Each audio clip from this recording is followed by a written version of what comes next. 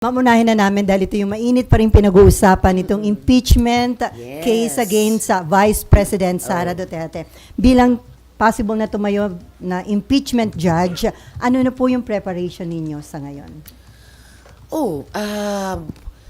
Bago pa man hinain yung kasong iyon, and I have to say about those cases, syempre malaya naman kahit sino na dumulog sa Korte Suprema, questionin ang isang articles of impeachment at yung prosesong maaring ibunga niyan. Pero ang masasabi ko lang, and konektado dun sa paghahanda, yung ganyang kaso o mga kaso, hindi dapat maging hadlang na ituloy namin sa Senado ang aming trabaho. Hiwalay naman di ba? Ang pagtitreat at pagdedesisyon kung sakali ng Korte Suprema sa ganyang kaso sa pagtupad namin dito sa Senado sa aming tungkulin. So, magkapareho at parehong matitimbang na tungkulin yan nung dalawang sangay ng gobyerno sa aming trabaho ayon sa konstitusyon. So ma'am, kumbinsido kayo doon sa stand ni Senate Minority Leader Coco Pimentel na kung susundin yung constitutional duty ng Senate pagdating sa impeachment, dapat immediately umaksyon ang Senate leadership? Sumang-ayon ako at sumasang-ayon hanggang ngayon sa pananaw ni Senate Minority Leader Senator Coco Pimentel na ang linaw ng utos ng konstitusyon sa amin forthwith at mas klaro pa nga sa Pilipino agad. At the same time, kinikilala ko yung sinabi ni Senate President Chis Escudero, ang kanya namang pananaw na di umano hindi kami pwedeng mag-convene bilang impeachment trial court habang adjourned ang session namin. Pero kaya sumasang-ayon din ako sa sinabi ni SP na magtatawag daw siya ng isang all-members caucus at sana doon sa caucus na yon mapakinggan ng aming mga kasama ang mga argumento ni Senator Coco kung bakit di lamang pwede kundi dapat mag-convene na kami bilang impeachment court para i-tackle yung articles of impeachment. May tinuturo din si Sen Coco sa konstitusyon na pag nag-adjourn ang isang impeachment trial, hindi maapektuhan yung legislative calendar. So, in like manner, pwede nating sabihin na dahil nag-adjourn yung regular sessions ng Senado, hindi ibig sabihin na hindi pwedeng umandar at ganapin ang aming tungkulin sa isang impeachment trial naman. So ma'am, inaral na rin ba ng inyong tanggapan yung sinabi ni Senator Coco Pimentel na kahit walang session, ito yung session para sa mga legislative measures, pwede kung gugustuhin na majority ng mga senator na mag-session kayo at talakayin na itong impeachment case laban kay VP Sara? And kung gugustuhin na majority ng mga senator? Yes, at kung tamang pag-intindi ko kay Senator Coco, hindi lang pwede kung hindi dapat. At sinasabi din po yan sa rules, no? Sa rules ng Senado, specifically yung Senate Rules of Procedure on impeachment trials. So, sa tingin ko po, batay sa sinabi ni Senator Coco at yung pag-intindi ko rin sa tinatalakay nila sa konstitusyon at sa aming sariling rules on impeachment dito sa Senado, walang pumipigil sa amin na i-tackle yung articles of impeachment at mag-constitute bilang impeachment court. Ang kinakatwiran ni SP Chis, nagiging maingat lang siya sa kanyang hakbangin dahil ayaw daw niya na mabigyan ng bala ang kampo ni VP Sara na makwestiyon ng hakbangin ng Senate sa Korte Suprema.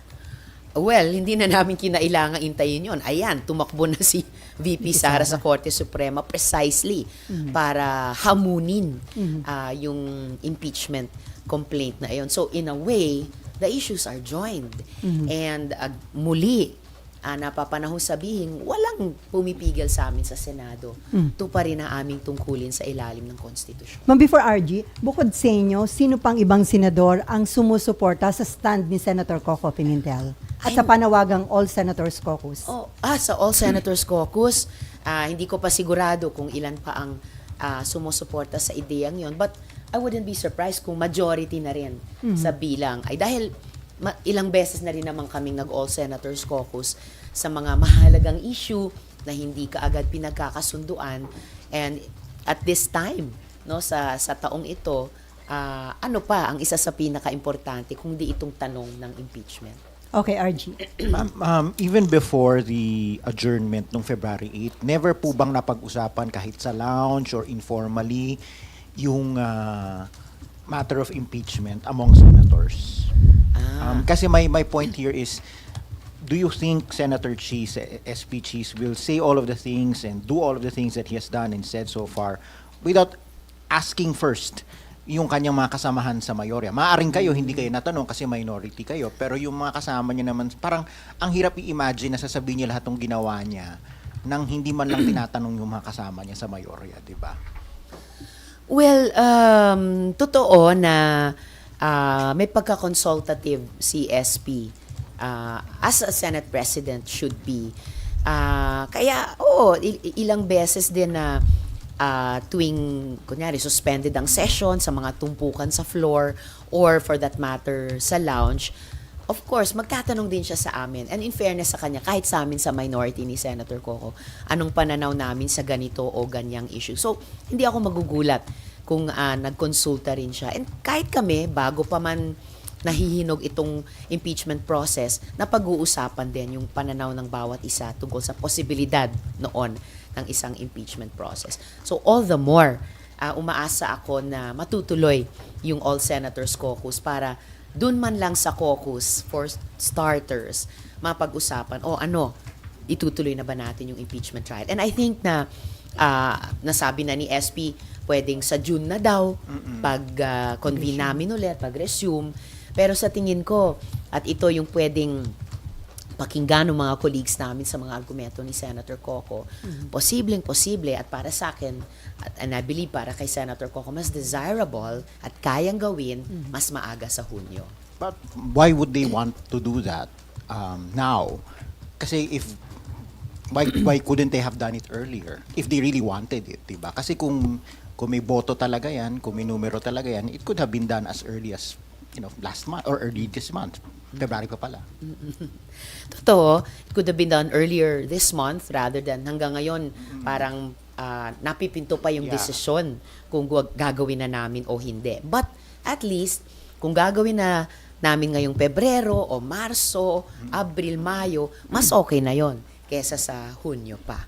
So, once mabuo yung desisyon, tingin ko nga hindi lang desisyon, dapat obligasyon sa ilalim ng konstitusyon ng majority na bilang ng mga senador. Again, I don't see anything standing in our way. Ma'am, how would you address pala yung thinking that you are a sure convict vote because your party mates in the Akbayan are among the complainants in the in one of the earlier complaints?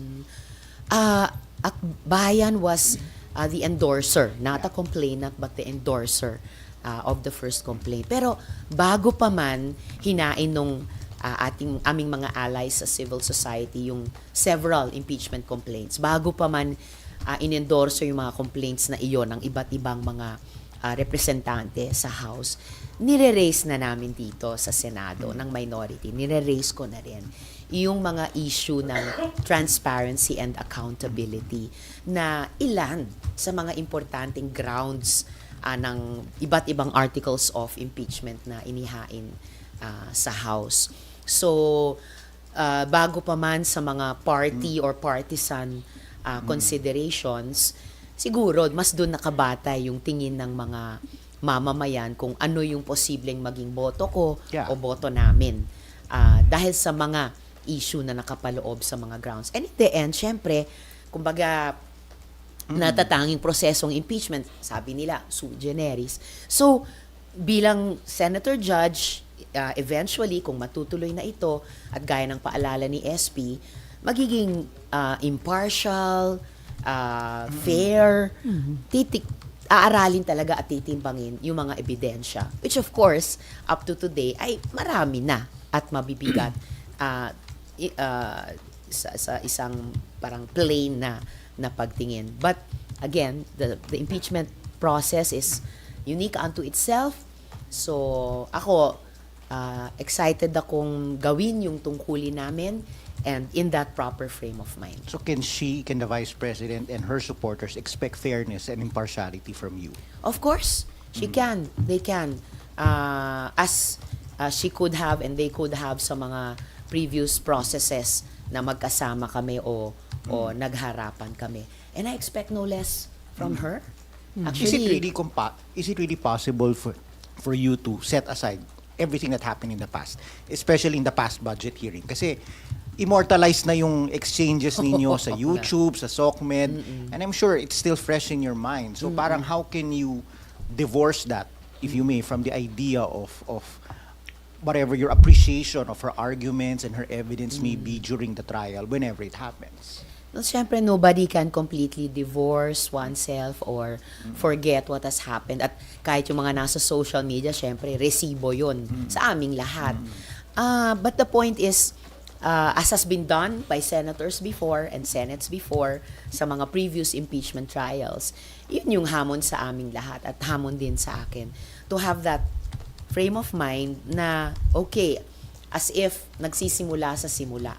Kasi ngayon pa lang naman, if ever, magkakaroon ng impeachment process sa particular na public official na ito. So, kailangan pakinggan ko, as it were, with new ears, isipin ko with a new mind. But syempre, dahil tao, and I think as a responsible legislator, titimbangin ko rin in comparison with previous evidence I have studied. Saka previous na appreciation sa mga, halimbawa, testimony ng mga witnesses about this particular public official sa mga articles na maya't maya magbabanggit ng mga issue na tinalakay na rin namin dito dati sa Senado.